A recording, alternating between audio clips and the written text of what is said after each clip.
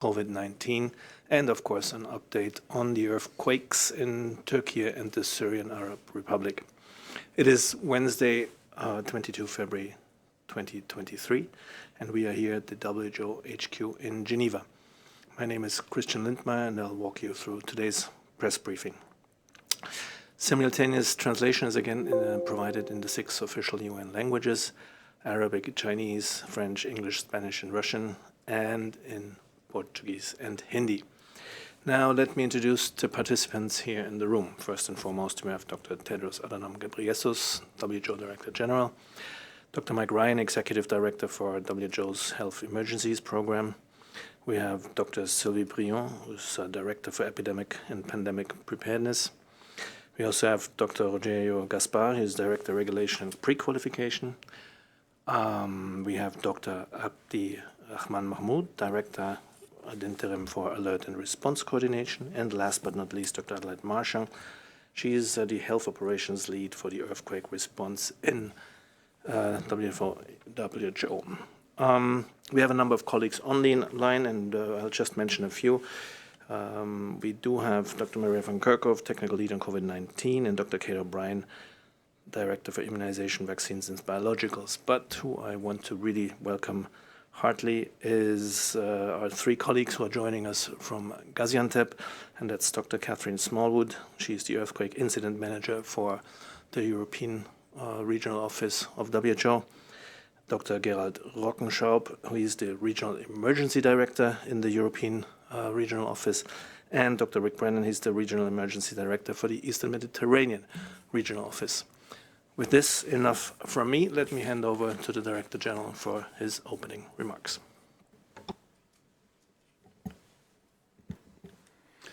Thank you, Christian. Good morning, good afternoon, and good evening. At the search and rescue in Turkey and the Syrian Arab Republic was drawing to a close, 2 further earthquakes on Monday in Turkey brought more pain to the region. While they were less powerful than the earthquakes earlier in the month, a number of people lost their lives. Hundreds were injured, and fear, understandably, swept across the general population. Currently, the overall death toll is more than 47,000, and 125,000 have been injured. In Turkey, at least 15 hospitals have been damaged, with many health facilities affected. Across the Syrian Arab Republic, 7 hospitals and 145 health facilities have been damaged. Many of these are in the northwest, which has been ravaged by war for more than a decade and is therefore more vulnerable to shocks like this. With 26 million people affected by the earthquake, WHO launched a flash appeal for $84.5 million to support the immediate health response efforts in both countries. WHO calls on the global community to support the response and provide hope to those who are grieving, traumatized, and fearful about the future. This week marks 1 year since the Russian Federation invaded Ukraine. The health consequences of the war have been devastating. Since the beginning of the conflict, WHO has verified 802 attacks on healthcare, which have resulted in 101 deaths of health workers and patients. The war is exacerbating health needs, including for mental health and psychosocial support, rehabilitation, treatment for diseases like chronic diseases, and others such as cancer, HIV, and tuberculosis, and vaccinations for measles, polio, and pneumonia, and COVID. These gaps are a risk to health today and for the future. WHO is working closely with partners in Ukraine and has reached 8.4 million people with health interventions. WHO has delivered nearly 300 metric tons of life-saving medical supplies, including ambulances, generators, medicines for chronic diseases, and trauma and surgery emergency supplies to Ukraine since the start of the conflict. To support our work, WHO has appealed for $240 million to reach 11.4 million people with health assistance in Ukraine and refugees receiving countries. The conflict is affecting health not just in Ukraine, but around the world, with millions of people impacted by spiking food prices, especially in low-income countries. As always, we need health for peace and peace for health. Finally, on COVID-19, new research adds to the weight of evidence about the benefits of vaccination and boosting. As well as dramatically reducing the chances of severe disease and death, the research reinforces that vaccination and boosting also reduce the likelihood of patients with COVID-19 from having a heart attack or stroke.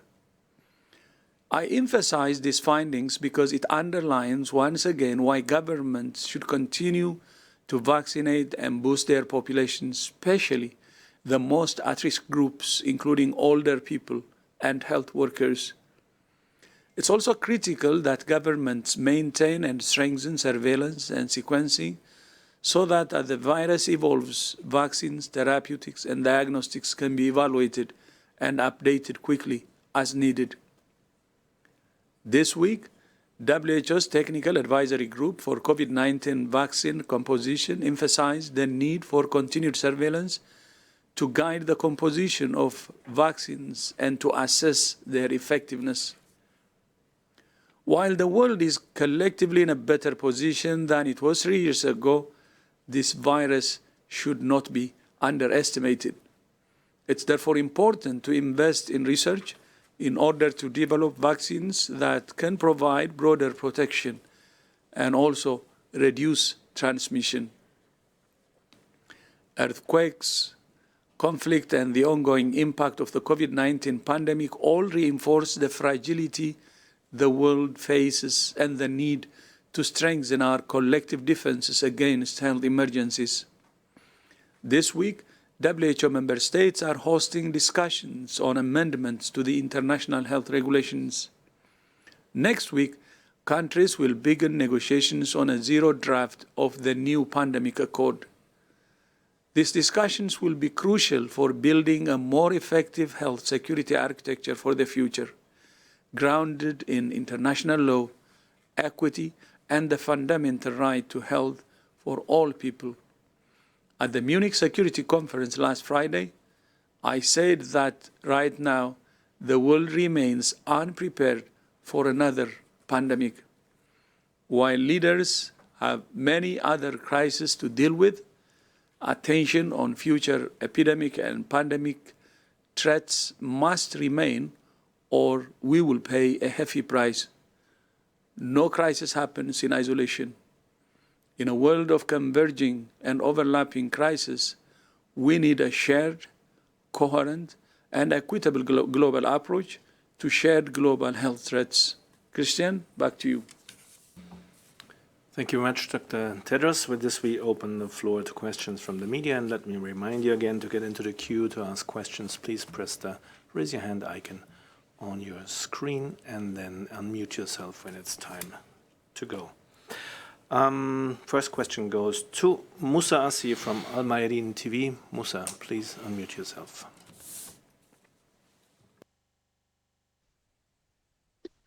Vous m'entendez? Can you hear me?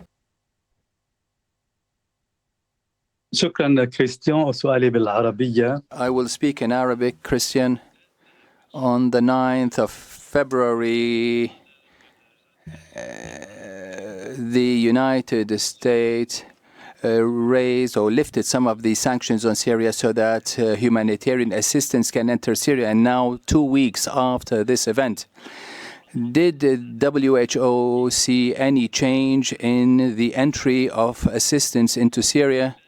And here I'm not only talking about the emergency equipment like vaccines and medicines, but medical equipment that are needed by the health system in Syria to rebuild the hospitals. Thank you very much.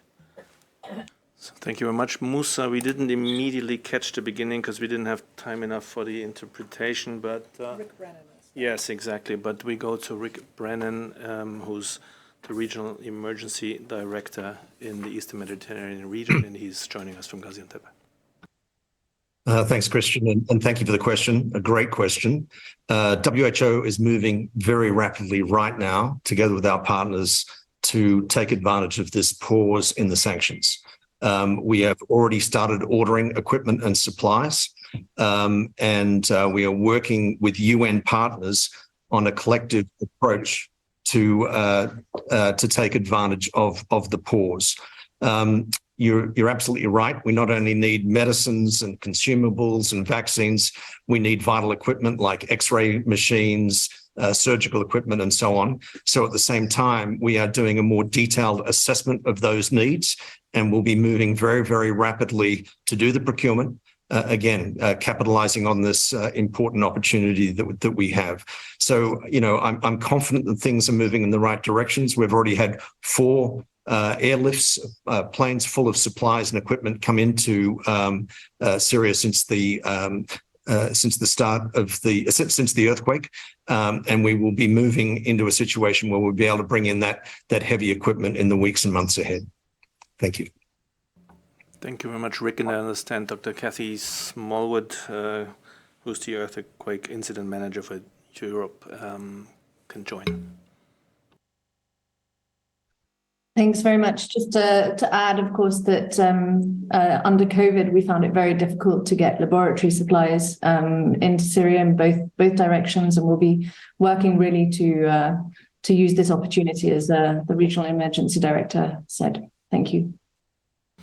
Thank you very much, both. With this, we go to the next question, and that goes to Erin Parata from Fortune. Erin, please go ahead and unmute.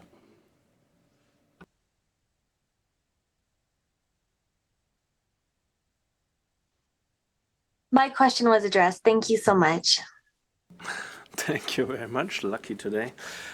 Next question goes to Simon Ateba from Today's News Africa. Simon, please go ahead. Yes, thank you for taking my question, Christian. This is Simon Ateba with Today News Africa in Florida. I wanted to have an update on the Marburg disease in Equatorial Guinea, Cameroon, and the neighboring countries. Thank you. Thank you very much, Simon in Florida, and we'll go to Dr. Abdi Mahmoud for this, please. Thanks, Simon, and just would like to take this opportunity to thank the Minister of Health of the 3 countries for the rapid deployment of teams and then for strengthening the basic investigation and healthcare. As we speak right now, we have currently 9 deaths, including the 1 confirmed, and particularly there is a detailed investigation with teams from WHO headquarters, the regional office, and with the Minister of Health there. So we don't have more update because there are several cases happen, suspected, confirmed cases, probable cases. So we'll be waiting to get that detailed outbreak response from the field team, because a lot of the death happened before this was declared. So it will be a lot of retrospective investigation and a detailed investigation on that. What's more important right now is the readiness in the neighboring countries. Cameroon and Gabon both moved in a rapid action, and they have strengthened their readiness, and particularly in the surveillance, and more importantly in the community surveillance. At WHO, we're working very closely. Just yesterday, the executive director and the DG have released $500,000 to start the initial plan, and then to enhance further the response. But coming back, outbreak start, and then in the community, that the community engagement and bringing this community on our side will be very, very much appropriate and the initial step.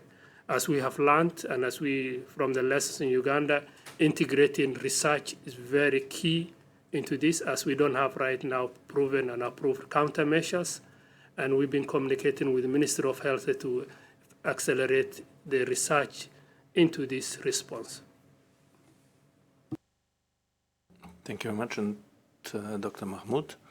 And next question goes to Belisa Godinho from W Magazine in Portugal.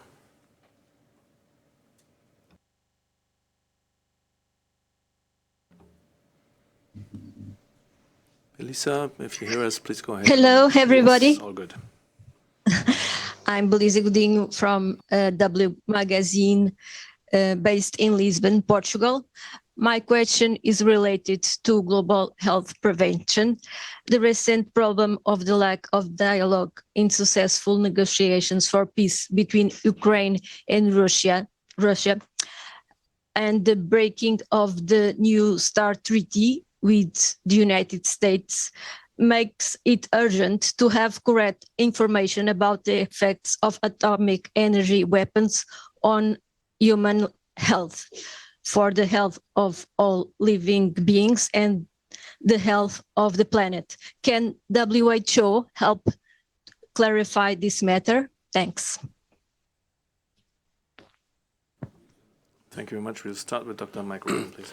No, I think everyone is aware of the devastating effect of nuclear weapons and radiation can have on people who are not properly protected. So WHO remains very concerned about radiologic safety in all settings, and especially in Ukraine, given the war. We support our colleagues in the IAEA, who are the responsible agency for this. We're a part of a medical emergency response network with IAEA. We continue to work with the Ukrainian authorities to ensure that we've got adequate training of health workers on the Ukrainian side. But obviously, from what you mentioned, the issues here are not about health. The impact will be on health, but this is not in itself a health issue. This is obviously a very, very political issue in the middle of a very devastating war. So we would call on all sides in the conflict to ensure that sites where radiologic material is present be protected and be avoided in any form or shape in this conflict. And that just echoes the calls of our colleagues in the IEA over many months. But we do have a team working on this. We are ready to support and work with other agencies should anything happen. And we've been working with Ukrainian authorities on that diligently over the last number of months. But this is a real issue, and everyone needs to be exceptionally careful. And quite frankly, I'm not as concerned about the intentional use of anything. I'm more concerned about accidents, and I'm more concerned about the fact that nuclear plants continue to be run in a very in a manner that requires a lot of courage and a lot of commitment from a very small number of staff. And we just want to make sure that everyone remains safe. And we do commend those workers who continue to work to keep those plants safe, particularly in Ukraine. Thank you very much, Dr. Ryan. Next question goes to Miriam Nadaf from Nature Magazine. Miriam, please go ahead and unmute. Hello. Hi. I hope you can hear me.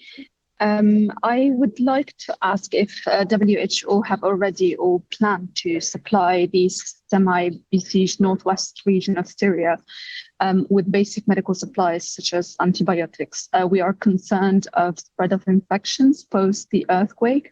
As we all know, 3 crossing points are now open on the Syrian-Turkish border, but before the earthquake, there were only 66 hospitals serving 4.5 million people in the northwest of Syria.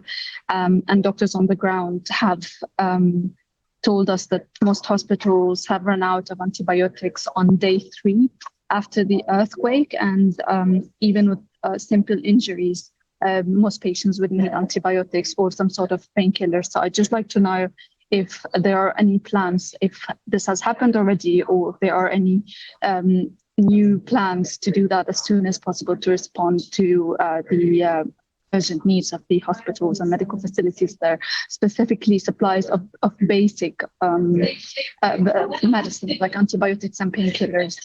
Thank you. Thank you very much, Miriam. I understand we have a bit of an audio problem to our regional colleagues, because this would be perfect for Dr. Rick Brennan, the Regional Emergency Director in the Eastern Mediterranean region. We're just trying to submit the basic ideas of your questions to him and hoping that they can understand us and hear us and then can answer that question. Otherwise, that's a good idea. Actually, we start here in the room with Dr. Adelheid Marschang. She's the Health Operations Lead for the earthquake response. And if we get the line back, then we'll go back to Dr. Rick Brennan. Thank you. Dr. Adelheid Marschang, please. Yes, thank you very much for the question. As you know, we have been operational in doing cross-border services and humanitarian assistance for the last 10 to 12 years. So we had an established pipeline of supplies, medicines, and technical services into northwest Syria prior to the earthquake, which has now been scaled up. And thank you for referring to essential medicines. Clearly, we have scaled up the supply to those, including antibiotics, painkillers that you have highlighted, but also trauma supplies. And we're looking now into increasing also the proportion of NCD, meaning non-communicable disease medicines, that are growing more and more important in the needs as far as we receive from the communities and from the health facilities that the partners are supplying, with who we are constantly working. And as DG has mentioned, 3,000 tons of supplies have already been delivered on the ground throughout the operation, including, of course, and with a key focus on northwest Syria. Back over to you. Thank you very much, Dr. Marschang. And we have also... Is he online? Go ahead. Yeah, Dr. Smallwood would like to add. But let Katie add. I'll join in the end. Yeah, so we'll start with Dr. Catherine Smallwood from the Earthquake Incident Manager for the European region. Go ahead. Yeah, I just want to say that I've been in Syria twice over the past week, and my colleague Rick Brennan and Gerald Rockenschaub online were in Syria yesterday, and they can speak for their views.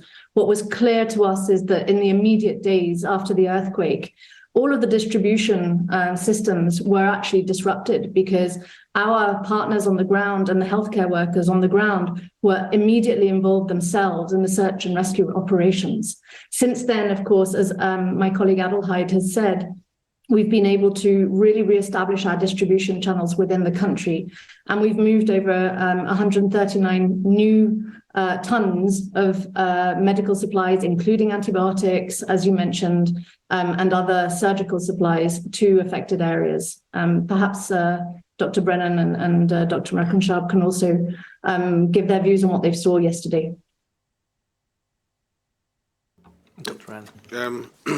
Yeah, just to add to that, I think we've been working with 141 NGOs within the health cluster, and we really like to pay tribute to those non-governmental organisations who operate all across northwestern Syria, who we've been providing more than 50% of the medical supplies into northwest Syria, for, as Adelheid said, for over a decade.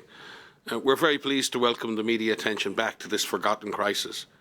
Our staff, our NGOs, and our focus has been entirely on protecting the lives of over 2.7 million people caught in the most desperate struggle for life long before this earthquake happened. And I would just like to recognise that in the aftermath of any major crisis, there are always frustrations. There's never the supplies. The supply chains are disrupted. There may be breaks in supply chain. Our job is to fix that. Our job is to re-engage with the NGOs, fix those supply chains. That's why our staff have been over there. That's why we continue to work. But I think it's a false premise to present a view that nothing was happening in advance. The earthquake happened. There were no supplies. We have been there for a decade. We will be there through this earthquake, and we will be there until the suffering of these people is ended. Not just the suffering caused by the earthquake, but the suffering caused by this insufferable war. Thank you very much, Dr. Ryan and all. I have right now one more question in the queue, so that's your chance actually to put your hand up, because I saw 2 hands went down. It looks like many had the same question today and that they were all answered, which is great in some way. So for now, the last question goes to Mega K, if I get that right, from Health Policy Watch in Geneva. Mega, please go ahead. Thank you, Christian. Am I audible? Yes, please. Okay, thanks. So there was a recent piece on a publication based on a comprehensive analysis of studies that said that masks were not effective in addressing the pandemic and other respiratory illnesses. I just wanted to know what the WHO's position on that is right now. Thank you so much. Thank you very much, Mega. To change of topic and understand, we have Dr. Maria van Kerkhove online. So Maria, if you could take that. Yes, thanks, Chris. So thanks for the question. So we continue to advise the use of masks as part of a comprehensive strategy to reduce transmission of COVID-19. The virus is circulating pretty much unchecked around the world at the moment, and masks, the appropriate use of masks over your nose and mouth, are one of the ways in which we can reduce the spread and we can prevent infection, we can prevent transmission. There was a systematic review that was published that was looking at randomized controlled trials. But as an organization, we continue to look at all available evidence that is provided to us, that is published through this pandemic, into the 4th year of this pandemic, as well as looking at other studies of other respiratory diseases, including flu, but also looking at influenza-like illness, acute respiratory infections, severe acute respiratory infections.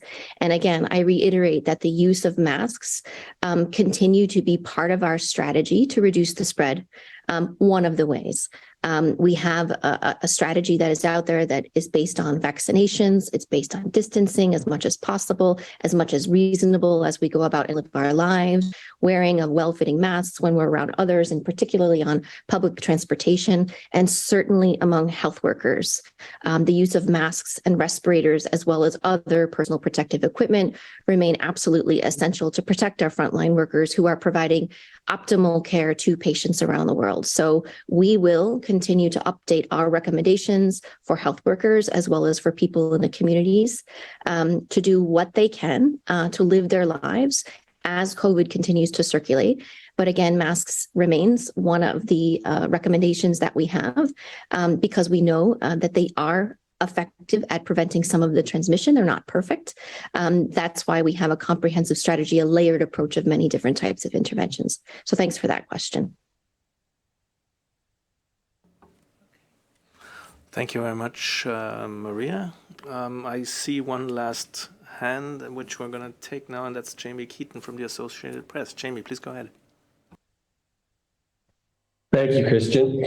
Just going back to the Northwest Syria situation, and after Mike's strong reminder that WHO has been getting aid into Syria for some time, I guess this is for Dr. Brennan, if you can hear me, is what concerns do you have about people in need in northwestern Syria that may not be getting the aid? In other words, what difficulties are you aware of about the distribution once the aid gets across the border and actually once it's inside Northwest Syria, whether it's actually being distributed? Because we've had concerns from the white helmets, as you may know, about them not being involved or receiving any UN-related aid. Thank you so much.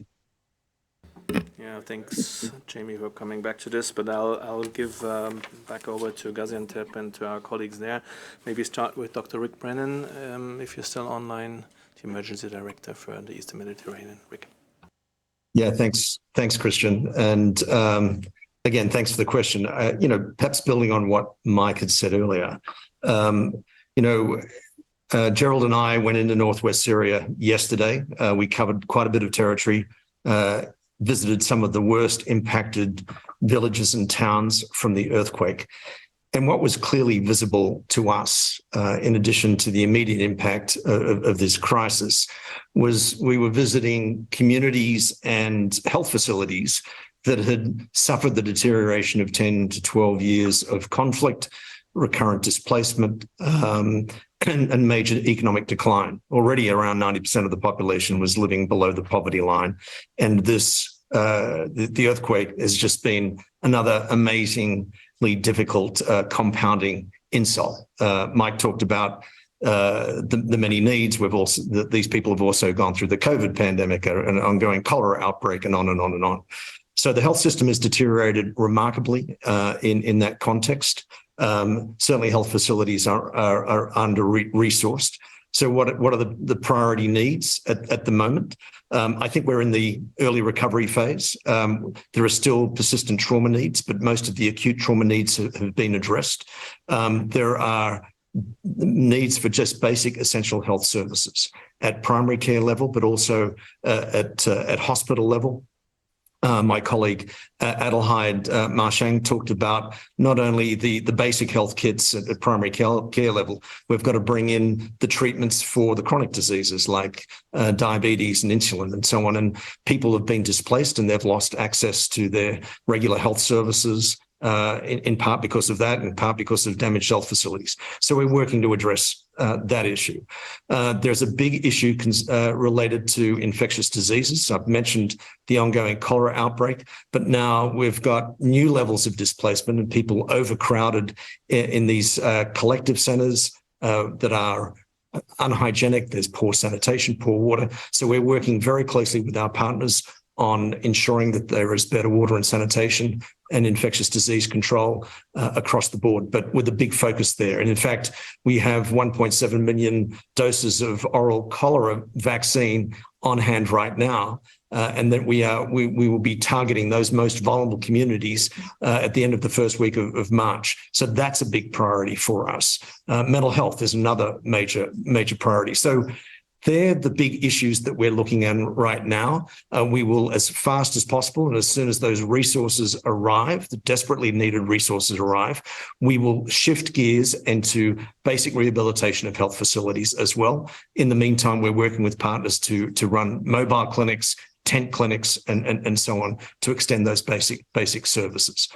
Perhaps, in response to your question about the diversion of aid, Adelheid and Mike have talked about our long-term presence in northwest Syria and indeed across the whole of Syria.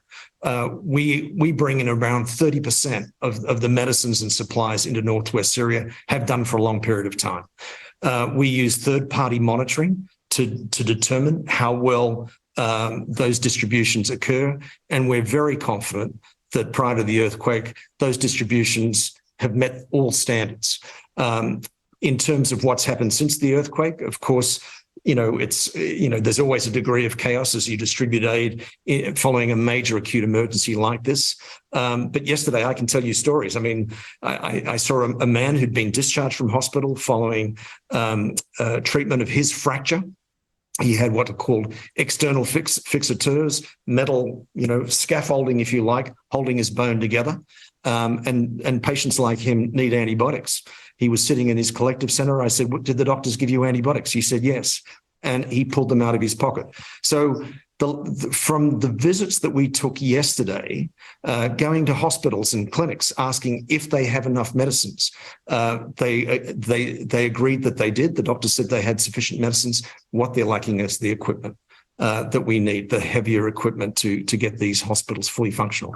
So I'm sorry that I've taken up a bit of time there, but I hope I've been able to convey the needs and the fact that the distribution's going well, but we've got a lot more work to do. Thank you so much, Rick, for a really comprehensive answer. That's great. And I guess with this, we're anyway at the answer of our briefing today.